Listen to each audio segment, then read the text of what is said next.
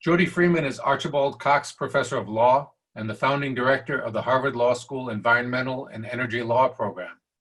She's a leading scholar of both administrative law and environmental law and has written extensively about climate change, environmental regulation, and executive power.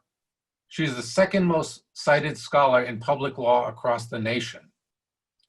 Professor Freeman served in the Obama White House as Counselor for Energy and Climate Change in 2009-2010, where she was architect of the president's agreement with the auto industry to double fuel efficiency standards, which launched the administration's greenhouse gas program under the Clean Air Act.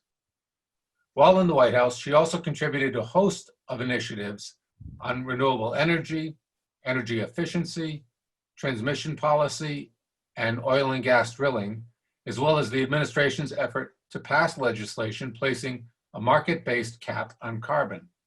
She also served as an independent consultant to the President's Bipartisan Commission on the BP Deepwater Horizon oil spill. She sits on the board, interesting, of the board of directors of ConocoPhillips, an energy company, where she chairs the Public Policy Committee, and she was appointed in 2018 to the Advisory Council of the Electric Power Research Institute. She co-edited Global Climate Change in U.S. Law in 2015 and co-authors a leading casebook in administrative law. She's widely published in leading American law reviews and has written a number of op-eds for the New York Times and other media outlets. So welcome, Professor Freeman. Thank you. I'm delighted to be here. You know, Tom and I went back and forth last year so many times, and I kept moving things for my schedule. And then COVID hit, and we just thought, we're doomed. We're never going to get a chance to do this, but we did. So I'm delighted to be here with you, even remotely. I know you guys are Zooming a lot, and it's hard to stare at the screen for a long time without it being interactive. So I thought I'd keep my remarks pretty short, try to anyway, so that we can just have a dialogue. You can ask me anything you like.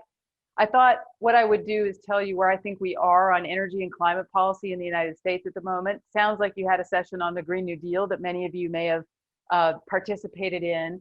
And I wanted to paint a broader picture and talk about what the Trump administration did compared to the Obama administration on climate change and energy policy. You probably have a sense of that, but maybe not so much a sense of the particulars. And then I wanted to talk about the moment we're in now, you know, on the precipice of this election, what the difference will be for climate policy and energy policy in the United States if Biden were to win, which the polls are quite optimistic about at the moment anyway. And also maybe talk a little bit about Amy Coney Barrett, who is the new nominee for the Supreme Court that President Trump recently nominated at a very controversial moment, right? Not just before the election, but during the election, because people are voting. And she has been testifying the last few days in Congress, and we expect her, I don't see any reason why she won't be confirmed. So talking about climate, talking about the court, talking about the election, I'm happy to take your questions about all those things and answer whatever I can. But here's the basic picture.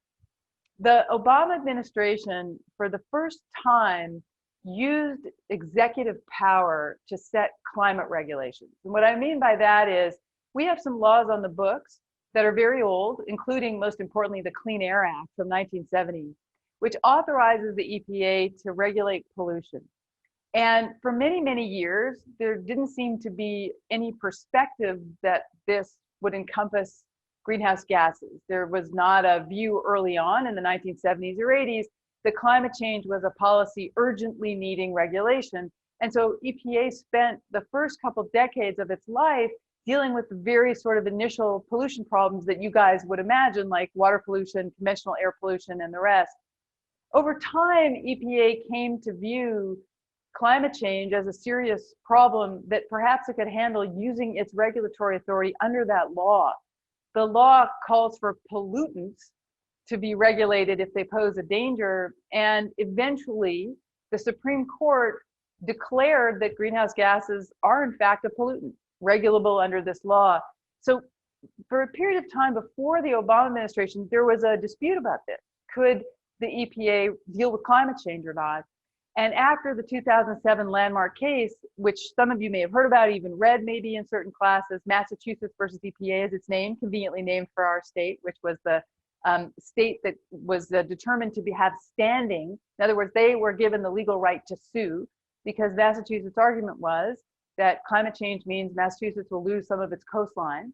And so they have a concrete interest that justifies them coming to the Supreme Court. That case was won by the state of Massachusetts and all the other coalition of plaintiffs. And the Supreme Court agreed that yes, EPA can regulate greenhouse gases. I tell you this story because that was a turning point in the history of climate change in this country. And when President Obama won the 2008 election, which feels like a million years ago, but really in time is not that long ago, especially for us oldsters, maybe it feels long ago for you guys.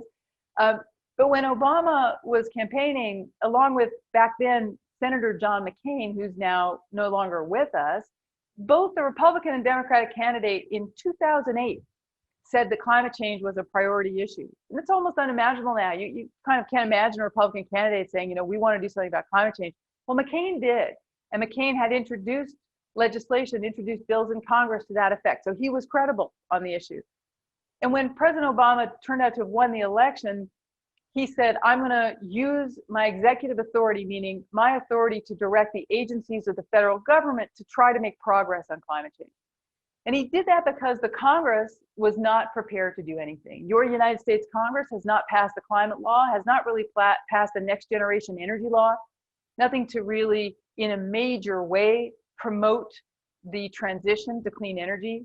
And Obama said, if you're not going to do it, you're not going to pass a statute, I'm going to use the executive power that I have.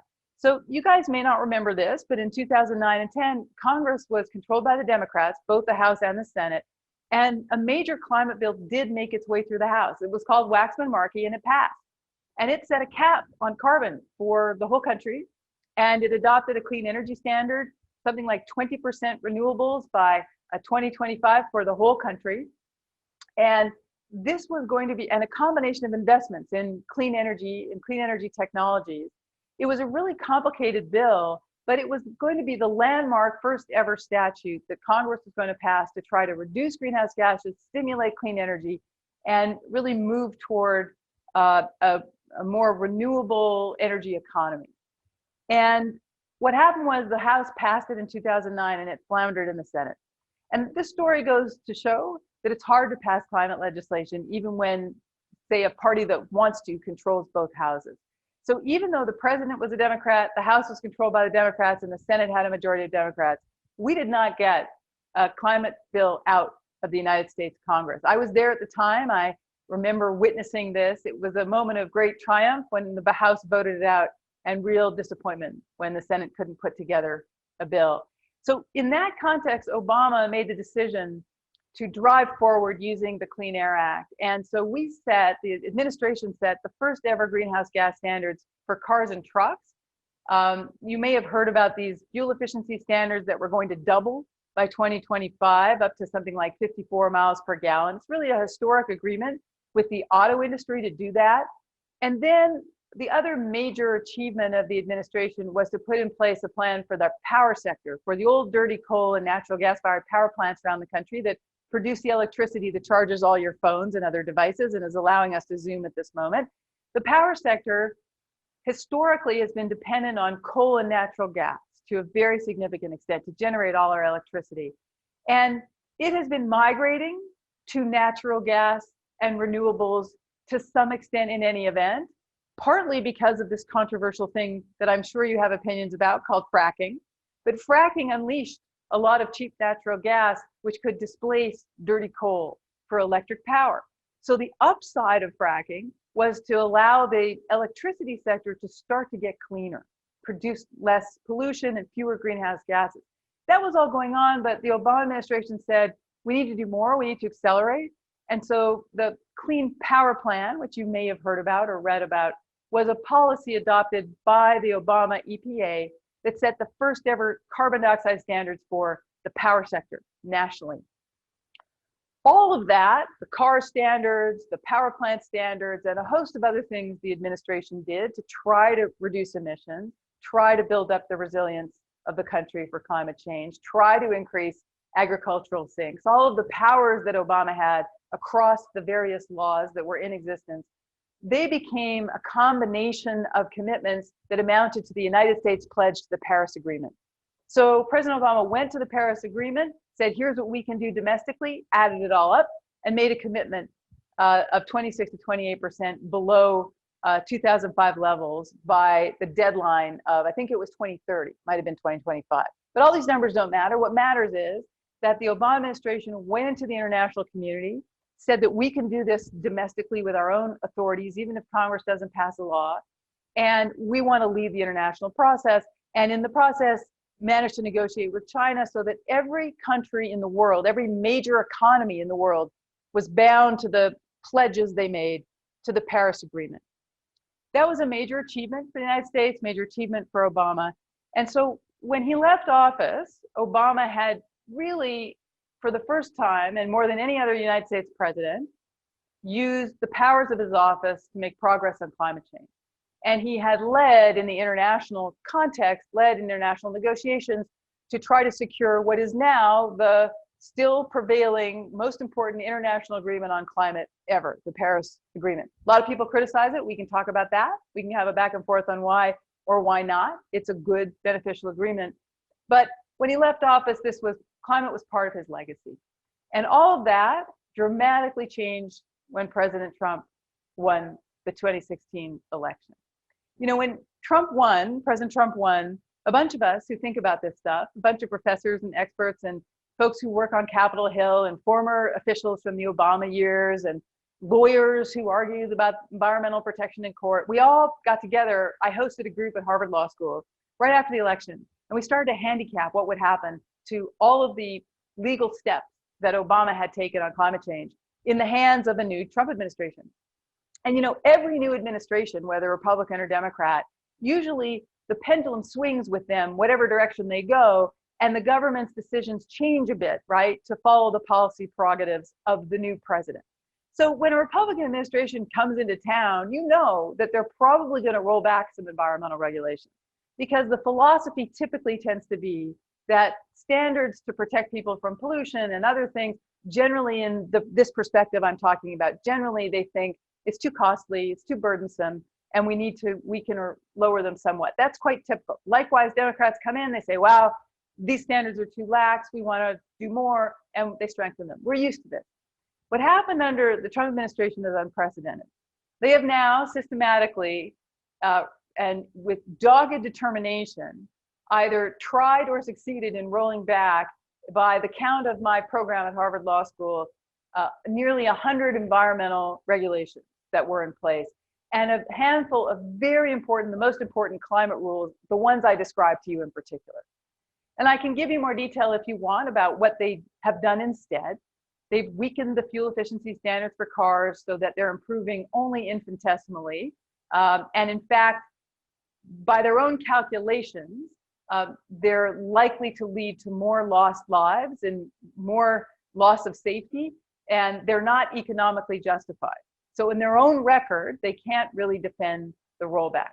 They've also rolled back the power plant standards so that in effect, they're asking the nation's oldest and dirtiest power plants, in effect, to do nothing unless the states want to do something. So you couldn't have a more night and day contrast between the Trump administration and the Obama administration, and they've taken everything backwards. And also, you guys will remember that the president announced that the United States would withdraw from the Paris Accord, meaning, agreement. People who've negotiated it want you to call it the Paris Agreement. They get upset with Accord, so I'll stick to the formal language, the Paris Agreement. In announcing that withdrawal, the president was saying that he planned to do that on the timeline that the agreement allows, meaning you can't just do it overnight. There's a process you have to go through. You have to send an instrument to announce this over to the international body that is responsible for the accord and the agreement. And in any event, the bottom line message to you guys is the day after the election on November 4th will be the day the United States is officially withdrawn from the Paris Agreement. So astonishingly, we're at this pivotal moment, which to anybody who lived through the Obama years is kind of a shocking new reality, not just because of COVID-19 and an economic disaster and all the other reasons why our reality has been disrupted, but in the sense that we who follow environment, climate, and energy mean when we say unrecognizable, we mean it's unrecognizable because the amount that the Trump administration has done to take us backwards was something that we didn't really even fully anticipate when we sat down and handicapped what could be lost back in 2016 at that gathering I talked about. We went systematically through every agency, the Environmental Protection Agency, the Department of the Interior, and on we went to figure out what rules were vulnerable to being weakened. And we actually underestimated all the things that the Trump administration could do. So for those of us committed to this area, we're very disappointed, and I'm sure you as young people are very disappointed. But here we are now on the precipice of this election, where all of this is at stake.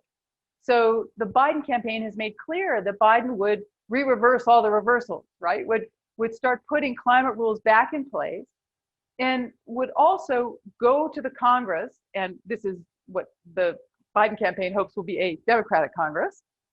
The hope is that the Democrats will flip the Senate too. And his plan is to go to the Congress and seek a comprehensive, legally enforceable approach, legislation, law, to finally cut greenhouse gas emissions nationally, adopt a scheme that will be effective, rejoin the United States to the Paris Agreement, and adopt a clean energy platform and plan that will be fair and equitable, that will pay attention to environmental justice, that will deal with communities that will be suffering the most from an energy transition, so that will be both mindful of the economic impacts of the energy transition, but also dedicated to accomplishing it with the right investments and regulations and combination of policies. So this administration is committed. It has said it would be committed to moving forward on climate, and the Trump administration, if you'll notice, has said nothing about that. So there's a really stark choice on these issues, in addition to all the other issues that you may care about.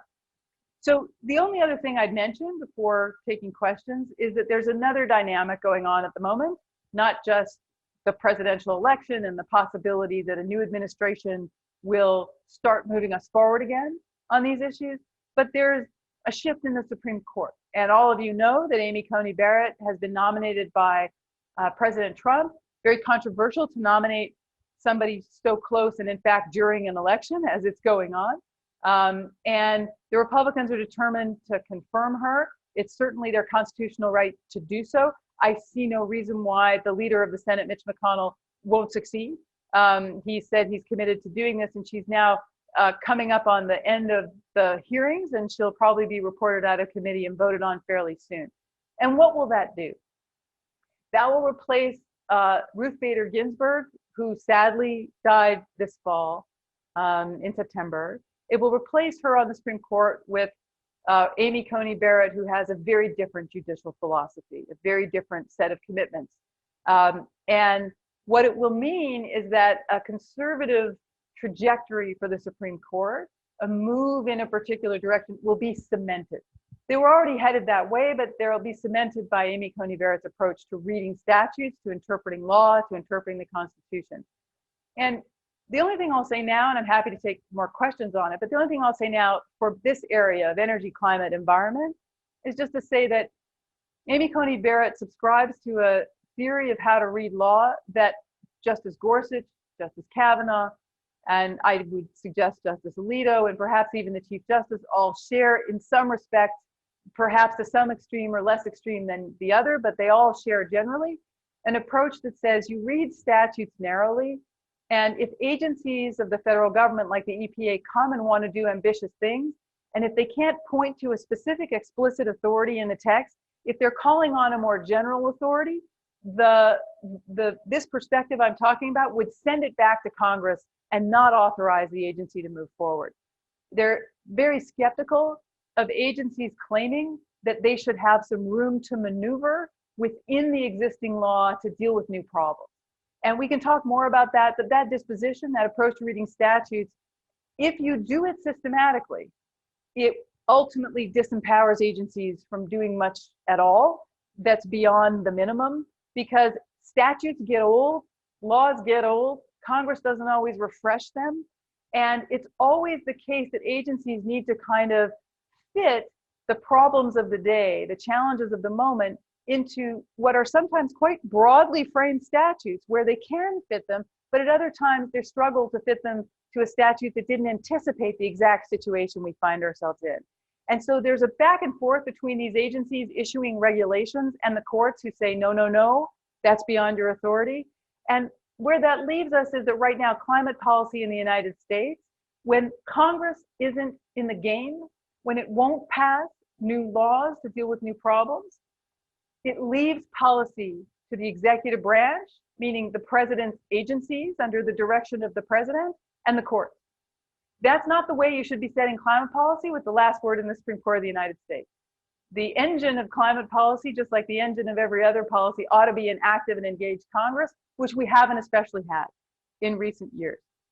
So Amy Coney Barrett won't fundamentally transform the Supreme Court on this. The Supreme Court already had this sort of narrow view of cabining agency authority. There are several justices on the court who describe the administrative state as dangerous, as threatening, as a behemoth out of control that needs the court to contain it. There's this sense that regulators are trigger happy and overzealous, and it's quite a negative, concerned worry about administrative authority. And she will just add to and cement that view, but it will be a very different view than Ruth Bader Ginsburg had. She was quite deferential to agencies. She thought they had a hard job. She was prepared to give them some leeway to accomplish their missions. She thought about the purposes of statutes and said, if the agencies are trying to accomplish the purpose of the statute, we should give them a little room to maneuver. Not so with Amy Coney Barrett and the other justices on the court. And I'm happy to talk more about that. But if you add up everything I'm saying, that is a court that's moving in the direction of being skeptical of regulatory authority and trying to do ambitious things about climate change in particular, and you add it up with the Trump legacy, we have gone backwards, and the courts will not be the friend of those who want to go forward. And so you really need the presidency, and you really need the Congress if you want to make progress. That is the punchline of my remarks, and I'm happy now to take questions. So maybe I'll start with one question, and I know there are others coming in. If you had, in some magic world, to choose between the court that you want on administrative law or the Congress and presidency that will enact the laws, which will have the greater impact in the long run on climate change issues? I have to say, Noma, lawyer, and I spend a lot of time thinking and talking about the Supreme Court and all the other courts. And I study administrative law and write about it. And so I spend a lot of time, when we say administrative law, we're talking about the government, the agencies of the government and how they work. So I think about them a lot. I nevertheless think Congress is the key player. I mean, you're elected officials who need to seize the modern challenges and come up with their best effort at solutions. And I don't just mean that for climate change and energy problems. I mean, everything that affects your lives. Think about privacy. Think about the challenges now in the United States trying to protect your privacy. We don't have a modern privacy law. You know, the Telecommunications Act of 1996 was written before the internet was invented, or at least popularly understood. I'm sure the military had access to the internet.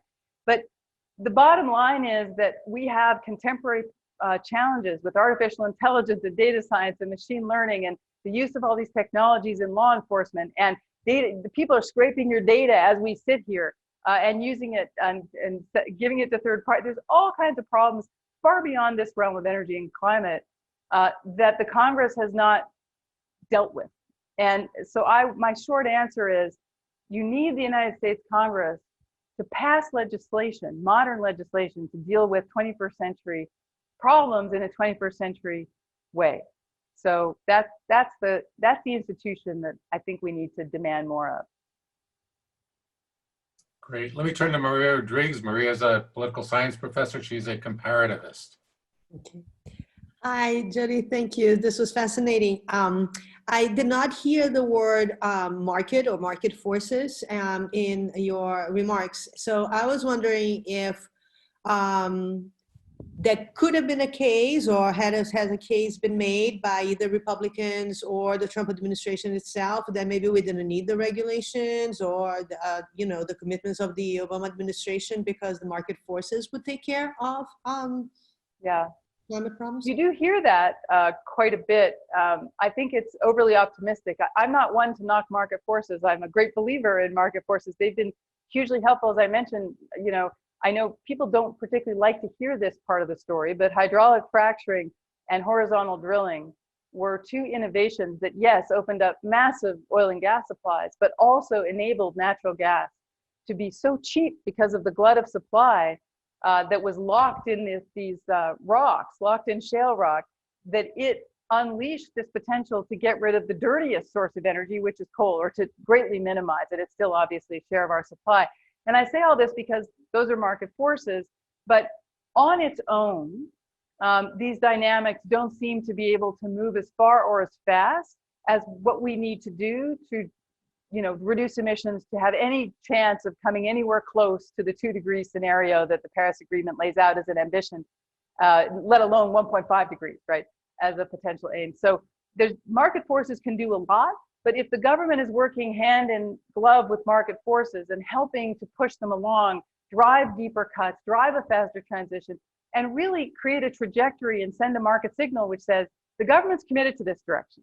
You can make your investments in a stable environment. We're headed to clean energy, so make your investments in the electricity sector of the future, in the transmission grid of the future.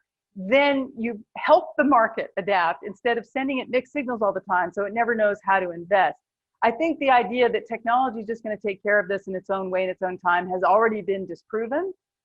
Without significant government R&D, significant financial tax credits, incentives, and yes, standards and regulations. I think without them, we can't get anywhere close to where we need to be to try to fend off the worst risks of climate change. So I'm a believer in the market. I'm often, I'm criticized. Sometimes at Harvard Law School, you worry that if you go too far in one direction, right, some group of students is going to be unhappy with you.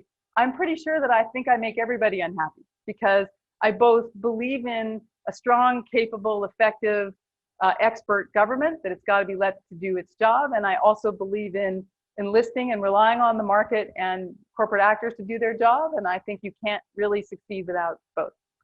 Renee LeBlanc, who is a senior, has a question. Hello, thank you so much for coming to talk tonight. You're welcome. So my question is, so we have this stark number of 2030 being the year that we need to cut our carbon emissions, be at carbon neutrality. After working in the White House, do you see the United States being at a place where we can actually reach carbon neutrality in the next 10 years? Yeah, I don't really know how to answer that. I think sometimes these numbers and these dates are ambitions and goals and aspirations, and sometimes people talk about them differently, like they believe there's a cliff and they'll fall off after the cliff.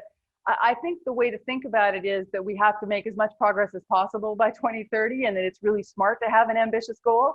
And thinking about mid-century is another good target to have, right? To have made much more progress by 2050. I'm not sure we could accomplish carbon neutrality by 2030. Neutrality doesn't mean that you've eliminated the emissions. It means that you've offset them with other things. So the word net is really important. And we need to get started on that project. We don't have a federal plan at the moment to do any of this. So 2030 is only 10 years away. But I actually think if you get started, you can accelerate much faster than people anticipate right now. Things go slow until they go fast. Imagine if we had a breakthrough in energy storage, what would happen? Imagine if battery life could suddenly be much longer right now for transportation sector. We could electrify the fleet of cars and trucks. We have to boost the capacity of the electric grid to support all that transportation that we electrify. These things have to happen together, but they don't happen magically unless you have this combination of policy and market, as we were saying. So I don't know if we can get there by 2030, but I think if you don't have a goal, you don't get started, right? So that's what I appreciate about having these interim goals and then these mid-century goals, which I think is what the Biden campaign has really decided to do, is to buy into ambitious sort of net neutrality by not net neutrality, that's so funny. I'm talking about the internet now. Carbon neutrality by 2050 and a carbon-free electric grid by 2035. And that would be something to see. A carbon-free electric grid by 2035 would be something very exciting to see. Thank you. So two almost identical questions. One is phrased, in retrospect, after the Republicans took over the Senate, was President Obama's use of executive orders to pursue climate initiatives a mistake, and that it provoked even more resistance from Republicans? And the other framing of it was really to ask if, knowing the degree to which backlash against climate change by coal workers in key states played in the rise of Donald Trump, in hindsight, would that change what you would have wanted from the law and administrative policy under President Obama? Well, let me try the first one first, and if I forget Okay. the second, you can summarize again. Yeah, it's at the time, you know, it's hard for me to picture a worse backlash, or in other words, the Republican agenda at the time was to oppose everything the Obama administration was doing. And I don't know that playing nice by standing down and deciding not to advance policy on climate change would have somehow attracted more Republican support to the issue. I don't see those connections. I don't see that logical connection. The truth is, if you own the federal government in the sense that you are running these agencies, you're the president, which makes you like the CEO of the government, and you feel that climate change is within the mission of one of your agencies, the Environmental Protection Agency, and you think the law supports you, and you think it's important to the country and to the planet, you don't really have a choice. And Obama had that point of view, which is that this is a legacy issue. I have an obligation to my kids and grandkids and to the country. And I think trying to game it so as not to arouse Republican opposition just to me doesn't sound like the way the president, any president would behave. There's been absolutely no indication on the Republican side that there's interest in doing anything about climate change, at least not publicly. I think privately there are plenty of Republican senators who understand that we do need to do something. They may be open to things like clean energy standards. They may be open to market approaches like a carbon tax. There may be more flexibility beneath the surface, but at least publicly, we continue to see so much opposition and sort of arguments that still debate the science and stuff. So I'm quite discouraged about the Republican backlash and what's happened to the Republican Party in the last little while during the Trump administration. So I think my short answer is no, I don't think we made the wrong decision. I don't think Obama should have changed course. Whatever backlash was going to be inevitable in the Congress. The second question, I think, was knowing something about coal. Well, in hindsight, well, is there any way you would have framed it differently? But I think you've answered that. Well, I think what I would have done differently, to be honest, is not so much about how Obama used the backup plan, which was to use the authorities he had. And by the way, the question said something about executive orders. He didn't just use executive orders. The agencies used the laws they have, Clean Air Act, etc. So it wasn't that he just by himself wrote everything down and it happened, right? The agencies of the government have authorities under laws that Congress has passed. The thing I would do differently is, I wish the climate bill had succeeded in 2009, and I think there might have been a way to do that.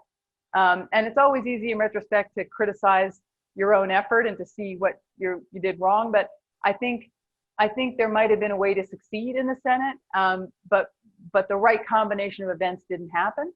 It's always easy after the action for everybody to point at each other and blame. But having gotten that bill out of the House, Nancy Pelosi was the speaker responsible for getting that bill out of the House. And it foundered in the Senate because it never found its way to the right committee chair who could really make it happen. And if you want to get stuff to happen in the United States Congress, you need to build a coalition of support. You need to knit together the votes. You need to figure out what those members or senators need, and you need to find a way to get it to them. And then you need outside stakeholders to pressure them or punish them for voting or not voting one way or another. And if you don't put together that game plan, you can't succeed in getting stuff done. And I wish we had a do-over, is all I'm saying.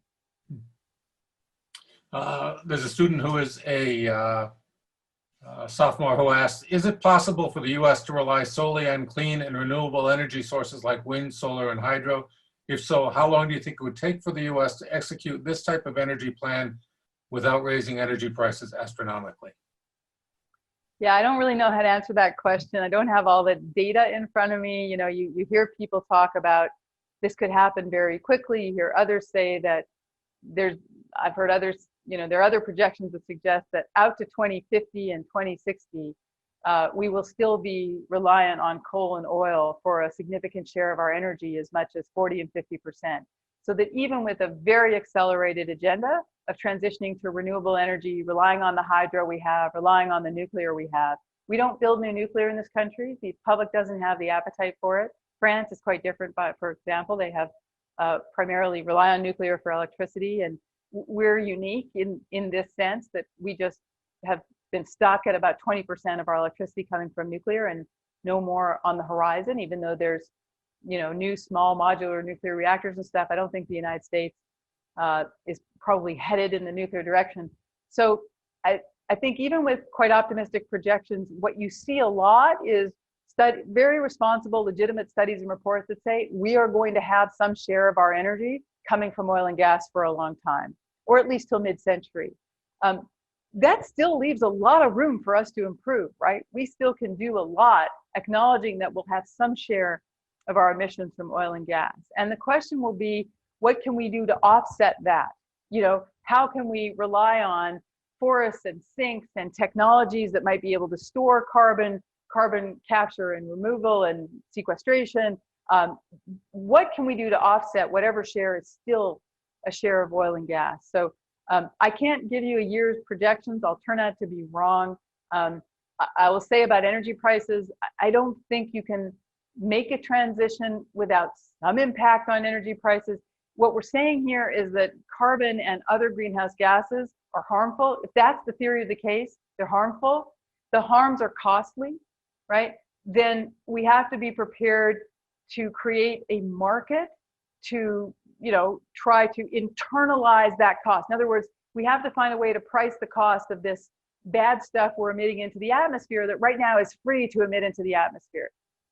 It's going to cost us something to do that. It may cost us something to transition to renewables and to invest in batteries and energy storage.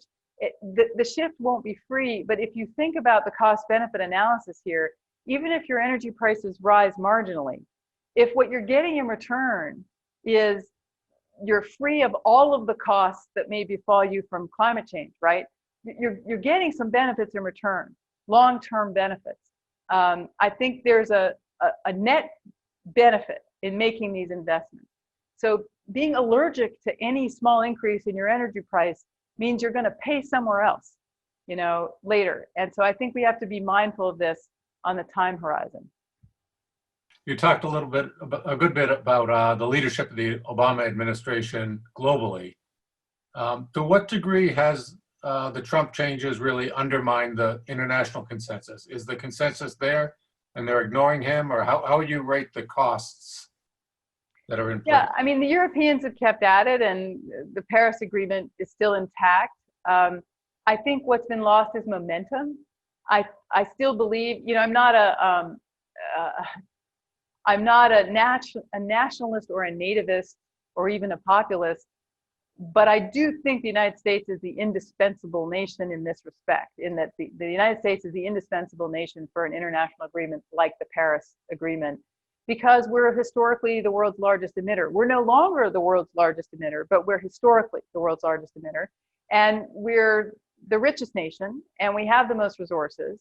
And so we have to be at the table, and we have to lead. And I think without our leadership, there's just been a slowing of momentum. And in the climate change game, you know, lost time is everything. So having lost 4 years and the potential to lose another 4, I think would be quite devastating. But I think the international community has basically taken the view that the US will be back. They really want us to be back. And I hope we do get back. I worry that the rest of the world is going to give up on us as a reliable partner and ally. We have been fickle, and we have proven unreliable for our allies, and we've indulged our enemies strangely in the Trump administration.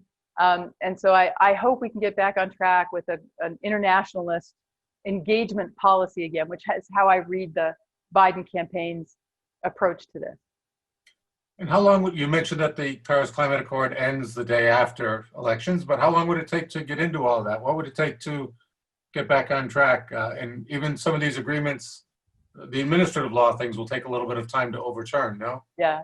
Well, so the agreement doesn't end, right? It's just our participation. We have withdrawn technically the day after the election, and it's really easy to rejoin. President Biden, the day after he's sworn in as the president of the United States on January 21st, he would just sign. We would send over what's called an instrument, which is the technical legal instrument you have to send to rejoin, but it essentially happens if the president says it will happen. So you don't need Congress, you don't need anything, and that can be immediate. So yeah, we could be withdrawn from the Paris Agreement for a few months if Biden were to win, and then in January we would announce rejoining is what I would expect. There's a process because we have to make a new pledge. And so the question is, what reductions should we be pledging to the Paris Agreement? They will expect us to do better than the Obama administration now if we have a new president. So there's a bit of a process there. What can the US do domestically? If what Biden feels he can accomplish is that there will be new legislation and that it will drive big changes, he would want to make a pledge to reflect that. But I think we won't know what's possible in Congress for a little while. And of course, we're having this conversation now at a moment when the country's still struggling and the world is still struggling with COVID-19. The economy is quite devastated by this. You all are suffering now not being able to go to school. And the first priority of the president very likely will be recovery legislation, a plan to restore, not just restore, but the first plan to deal with public health, to deal federally with COVID-19. And I think it will be important to put climate and energy policy into those measures, into those packages. So you might see a lot of investments in clean energy coming in a recovery bill. It might not be, a freestanding climate bill right away, because there's so many priorities. As I always say, if Biden wins, he's going to take over and the world's on fire. And the country's, everything that was true at the beginning of the Obama years, we had an economy that had gone off the cliff in 2008. This just dwarfs all of that, what's happening now. So I think that there will be a lot to deal with in the first 6 months to a year. And you have to remember that a president has 18 months before the midterm election. So you have to prioritize, what are you going to get done first and second, and you may not have a third opportunity to do another third thing. So it may not be that the first year and a half is the year and a half for a big climate bill in the Congress. But meanwhile, the president can get his agencies putting the rules back in place that Trump had unraveled. It'll take a couple of years to restore all of this, get the engine moving. So one of our students would like to know, assuming Biden wins and these things you talk about, what would it take to, is there any legal route towards safeguarding these changes and preventing another administration from rolling them back? Are we just going to go up and down this way? It's a great question, and I spent a lot of time talking and thinking about this, and that's this pendulum swing I talk about, right? So the one lesson to take away, if nothing else, in the world of administrative law, you can say you learned this from your administrative law professor, Jody Freeman, is regulation, of course, is important, but it is less stable than legislation, right? So when agencies issue rules, they're binding, they're legally binding as if they were legislative, but they're not, because another administration can come and roll them back or alter them. There's always some flexibility for the pendulum swing from administration to administration, but legislation is more durable. When Congress passes a law and says, we're going to cap carbon, or we're going to put a price on carbon, and we're going to make these investments, and we're going to set a clean energy standard, that is harder to change. To get another Congress to basically repeal that law or substantially amend that law is much harder to do. So if you're looking for stability, you want Congress to act. One of our viewers wants to ask if you can talk about connections that can be made between human rights and environmental law regulations. I don't have any specificity about it, so. I don't quite know. That's a very generic connect. Sure.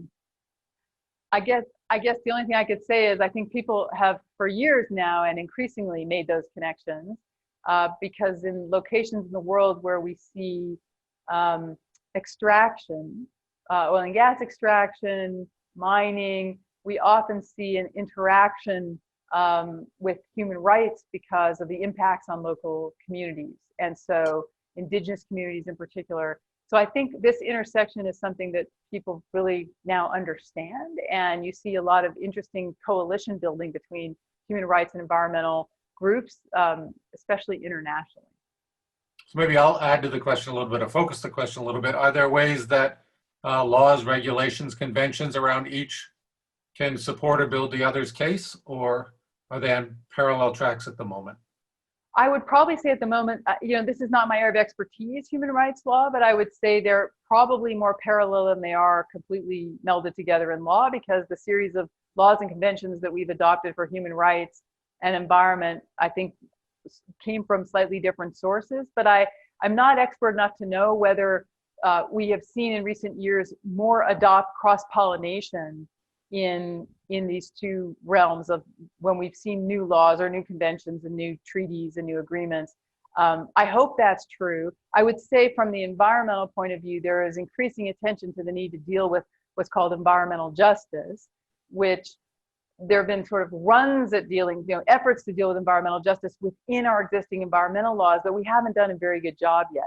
And that integration hasn't been accomplished. You don't see in a clean air law, clean water law, an explicit set of provisions that are really devoted to environmental justice. So we have to build it in after. And I think you see, again, the election matters. I mean, Biden's campaign is committed to prioritizing environmental justice in decision-making around environmental policy, which is, this is long overdue. The environmental justice movement in the United States really got moving in the 1990s, which is now 30 years ago. And it's time for us to reckon with the harms that are disproportionately falling on low-income and communities of color. When Trump came in, you did some gaming out the future and looked at what's going. If you're gaming out the future now, looking at what's likely to happen in the Senate, do you see limits about senators' ability to do the kind of climate change laws that you might like? Do you see maybe people who are going to be vulnerable around this topic? It's interesting because, people whose lives depend on understanding the Hill and the dynamics and the electoral vulnerabilities of everybody who's up in each election cycle, they're the people to pay attention to on this, because they can sort of predict how far can the elected go in any moment, or are they out there exposed to losing the next time around? But more generally, I would say, look, if you take the Senate, if the Democrats take the Senate, there's obviously a far better chance. But you still need, unless the filibuster rule is done away with, which is a possibility, you still need to get legislation that is, quote, filibuster proof, which means you have to have a bill that 60 votes will vote for. That's hard to do with any legislation, even when the Democrats are in the majority. And with energy and climate, it's really hard to do, because people still come from states that are coal states traditionally, or old oil and gas states traditionally. And climate change climate and energy policy do not follow Democrat versus Republican politics. You can't just predict where everybody's going to land and vote based on whether they're Democratic or Republican, because it follows the natural resource endowment of your state.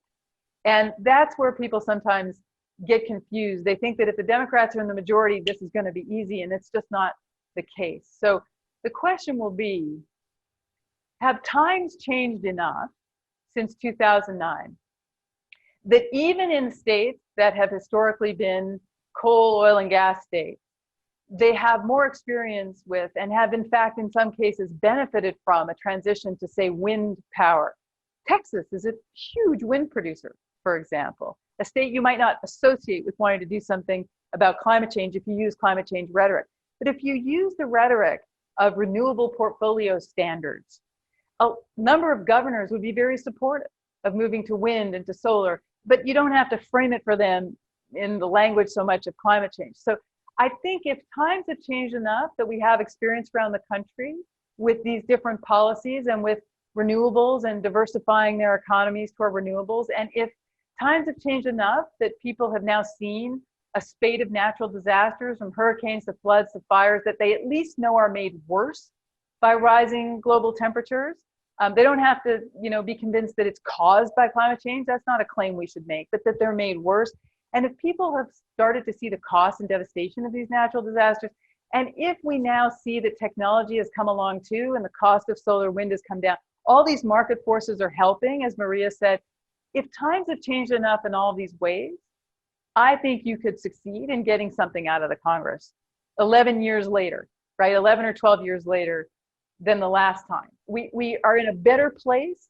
We're better positioned to make an energy transition economically. I think we're in a better place to make the transition, maybe even politically, because a bunch of Republican states have had success with wind power and solar power. But I don't know. I don't know whether this is really realistic given the politics that people have to confront at home and the disruption to the local economy that they'll have to deal with. So it's an open question to me whether you can get a big bill for time. I was surprised to see you on the board of ConocoPhillips. So I'll ask when, clearly there must be people at the law school or whatever who, maybe they say it's like, working for the Koch brothers or whatever, which I don't think it is. But when you talk to people, why do you say it's important for you to be at the table there? Well, yes, it is a complication, isn't it? So look, ConocoPhillips is an energy company. It used to be like a Chevron, or a Shell or a BP integrated, where they don't just explore for oil and gas, but they also refine it. And so they used to have gas stations, Phillips 66 used to be. But now it's just exploration and production, this company. It's the biggest exploration and production company in the world. So they're not facing the consumer. You never go buy your gas from ConocoPhillips, right? But they frack. This company's into fracking. They're big fracker. So why am I on the board of this company? I don't think there's a way to get from here through the energy transition we all want without the buy-in of the oil and gas industry. I think that if you don't bring the oil and gas industry and the electric power industry, for that matter, the utilities along, that you can accomplish this transition.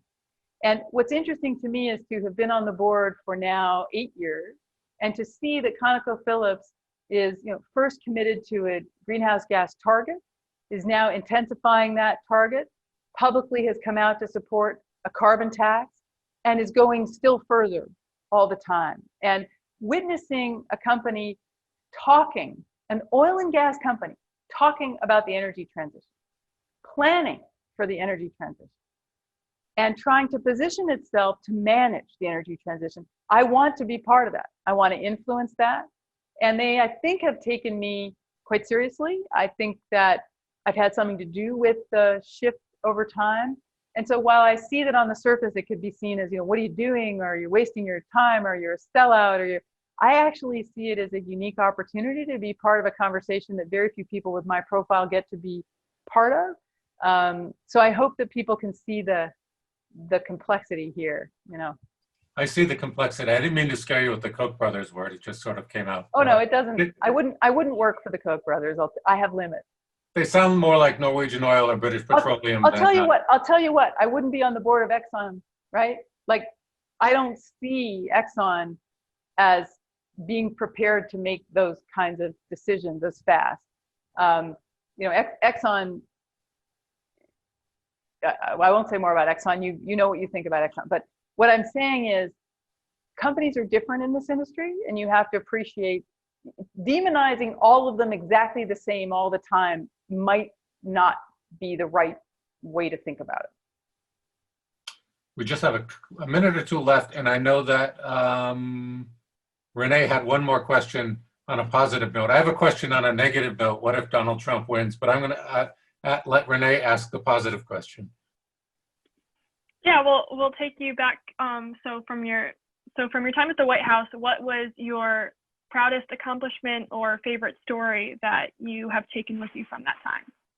My proudest accomplishment by far is that I led the White House effort to negotiate the fuel efficiency standards, the doubling of the fuel efficiency standards for cars and trucks, which was a big achievement, to have negotiations with the auto industry and get them to agree not to challenge this in court, and get them to sign letters of commitment that they would be prepared to improve 5% every year to get the agencies, the federal government working together on this, because the jurisdiction, the power to do this was split between the Department of Transportation, which sets your CAFE standards, you know, your miles per gallon standards, and the EPA, which sets greenhouse gas standards for cars and trucks.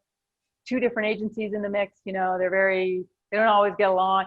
Negotiating all this and negotiating with the state of California, which wants to set its own standards for cars and trucks, and getting everybody to say, we're going to do it this way, and we're going to sign up for one program, and the car industry is going to sign up for it. That was a very exhilarating accomplishment, and the president announced it in the Rose Garden, and it was great. It was really great. And even though Trump's rolled it back, I think it's actually not going to be that difficult to put this program back in place. It's absolutely squarely in the mainstream of EPA's authority to do that. I don't think the courts can interfere with it particularly.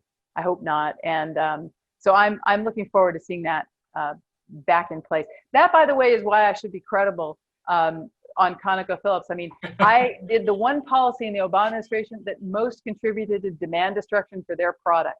Higher fuel efficiency standards saves billions of barrels in oil, and they still wanted me on the board, even though I was reducing demand for their product.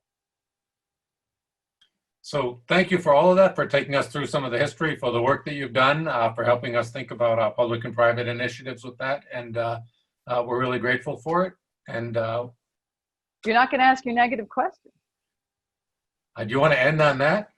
My negative question is from a colleague who says, my house is so noisy, I don't want to ask it, but you can say I ask it. So Sarah's in biology and geology. What would you think it will happen if Trump wins again? Is there any more damage that can still be done? Maybe it's too depressing to think about. My answer to that is I don't think he's going to win. I think that this is a very stable race at the moment. I think it has the potential to be a surprisingly strong win. You all have to vote. And you all have to get all your friends to vote. You're young people, and you know young people notoriously don't vote. They famously don't vote. So you have to vote if you want to avoid that. I'm rarely so partisan. I have to say, as a law professor, I'm usually careful. You know, people now know I work for the Obama administration, but in class and stuff, I don't talk about politics, and I purposely take the other side of every issue to fairly ventilate everything. And I don't lecture on ideology or anything, but I will say that with this situation, with this president, I am prepared to break my own rule about that, because I think he's a danger to the republic, and a danger to the rule of law, and a danger to a humane society. And I would not take that point of view with other Republican presidents. You know, if Mitt Romney had won the White House, I would have thought, well, he's not my favorite on policy, but he'll be fine. I think this is a dire moment for the country. So you people, get out there and vote. That's a good message to end on. There you go. Thank you very much. My pleasure. Good Good night. night.